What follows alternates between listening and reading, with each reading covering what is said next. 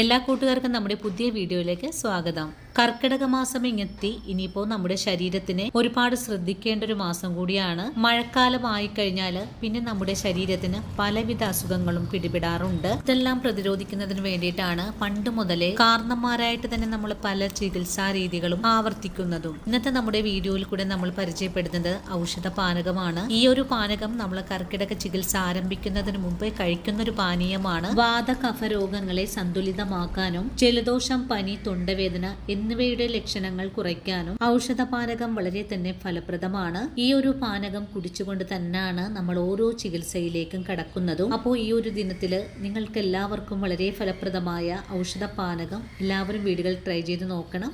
അപ്പോൾ ഇതെങ്ങനെയാണ് തയ്യാറാക്കി എടുക്കുന്നതെന്ന് നമ്മുടെ വീഡിയോയിൽ കൂടെ നമുക്ക് കണ്ടു നോക്കാം.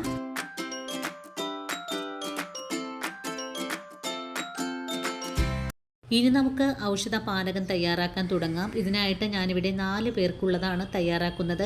ഇനി ഒരു പാൻ അടുപ്പിലേക്ക് വെച്ച് കൊടുത്ത് ഫ്ലെയിം ഓൺ ആക്കി കൊടുക്കാം. അതിനുശേഷം നമുക്കിതിലേക്ക് ആവശ്യമായ പച്ചമരുന്നുകൾ ഈ വെള്ളത്തിലേക്ക് ഇട്ട് കൊടുക്കാം. അതിനായിട്ട് നമുക്ക് ആദ്യം വേണ്ടത് ഒരു പിടി തുളസി ഇലയാണ്. ഇതിന്റെ കൂടെ തന്നെ ഒരു പിടിയോളം പനിക്കൂർക്ക ഇലയും കൂടിയാണ് നമുക്ക് ഈ വെള്ളത്തിലേക്ക് ഇട്ട് കൊടുക്കേണ്ടതും. അതിനുശേഷം നമുക്ക് കുറച്ച് ചേരുവകൾ ചതച്ചെടുക്കണം. 1 ടീസ്പൂൺ അളവില് കുരുമുളകും, 1 ടീസ്പൂൺ അളവില് ഉലുവയും, 1 കഷ്ണം ചുക്കും, 5 ഏലക്കയും കൂടെ കല്ലിൽ വെച്ച് ചതച്ചതിന് ശേഷം നമുക്ക് ഈ വെള്ളത്തിലേക്ക് ചേർക്കാം. ഇതിന്റെ കൂടെ തന്നെ മധുരത്തിന് ആവശ്യമായ ശർക്കരയും കൂടി ചേർത്ത് കൊടുക്കണം. ഇനി ഇതെല്ലാം ചേർത്ത് നല്ല പോലെ ഇളക്കി ഒന്ന് തിളപ്പിച്ചെടുക്കണം. ശർക്കരയും അതുപോലെ നമ്മൾ ചേർത്തിട്ടുള്ള മരുന്നുകളെല്ലാം നല്ലവണ്ണം ഒന്ന് തിളച്ച് ഇതിലേക്കൊന്ന് അലിഞ്ഞു കിട്ടണം. അതുവരെയാണ് നമുക്ക് തിളപ്പിച്ചെടുക്കേണ്ടത്. നല്ലോണം വെട്ടി തിളച്ച് കിട്ടാനായിട്ട് നമുക്ക് 1 മിനിറ്റ് നേരമെങ്കിലും നല്ല പോലെ തന്നെ ഒന്ന് തിളപ്പിച്ചെടുക്കണം. അങ്ങനെ നമ്മുടെ പാനകം ഇവിടെ നന്നായിട്ട് തന്നെ തിളച്ചുകൊണ്ടിരിക്കുവാണ്.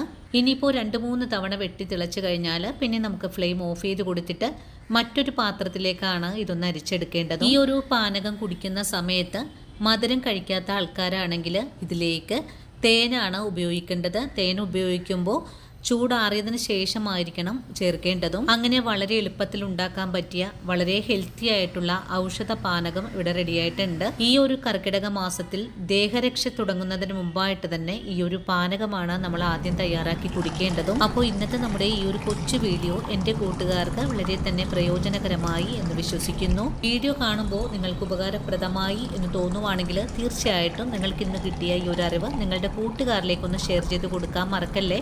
അതുപോലെ വീഡിയോ കുറിച്ചുള്ള അഭിപ്രായങ്ങൾ കമന്റ്സ് ആയിട്ട് അറിയിക്കാനും മറക്കരുത്. ഇനിയും ഇതുപോലുള്ള നല്ല നല്ല വീഡിയോസ് ഒക്കെ ആയിട്ട് ഞാൻ നാളെ ഓടിയെത്താം.